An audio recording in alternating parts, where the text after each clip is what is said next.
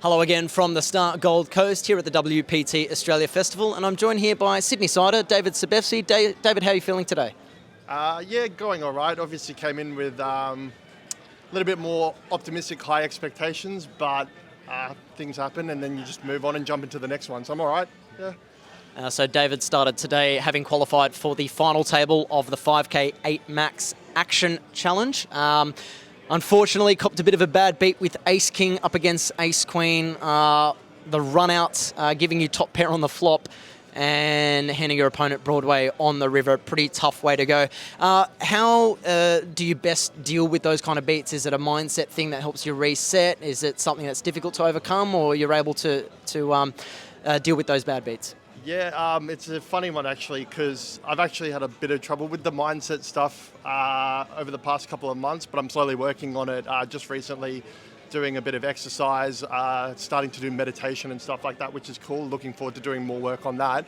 I mean, it's part of the game. These things happen. You just have to keep showing up and giving yourself the opportunities. And I mean, this year's been very good for that for me, so I'm quite lucky in that respect. So there's no complaints here, but things happen. Obviously, I got it in very good.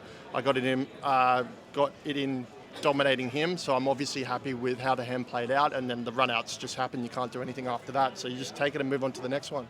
Well, you touched on some mindset challenges, but you also touched on a good year so far. So you said over the last couple of months, your mindset, you're working on your mindset process, but you've come away with some good results recently in Vegas. I believe it was the 7th place in a deep stack challenge, which netted you $43,000 for one event. And then in the largest main event field in WSOP history, you came away with a great deep run, 202nd. So surely that gives you some confidence.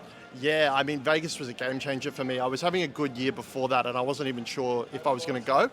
And then one of my mates, Jared Thatcher, he convinced me to come, went over there, had no sort of expectations going in, and started off it was pretty bad for the first couple of weeks, and then I started to get momentum, started to get used to how American players play in the bigger fields, how you're meant to sort of navigate it. And I mean, it was an amazing series. Like, if you had told me that I would, final table at WSOP event at the start of the year and then obviously run extremely deep in the main event first time, I mean, it sort of set the bar very high for me for the first WSOP ever. So it was a great series there, yeah. Well, like you said, there'd be a lot of Aussies envious of your place to be one of the last remaining Australians in that main event field. Huge achievement to be proud of.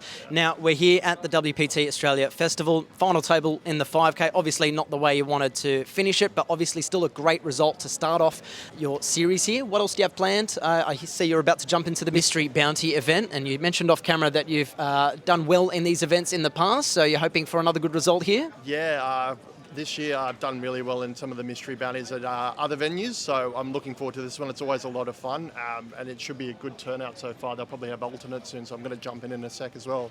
Absolutely. Well, I'll definitely let you get to that. All right, thank you very much, David, for sharing some insight with us. We wish you all the very best in the Mystery Bounty and for the rest of the series. Thanks for your time. Appreciate it, Chris. Thanks.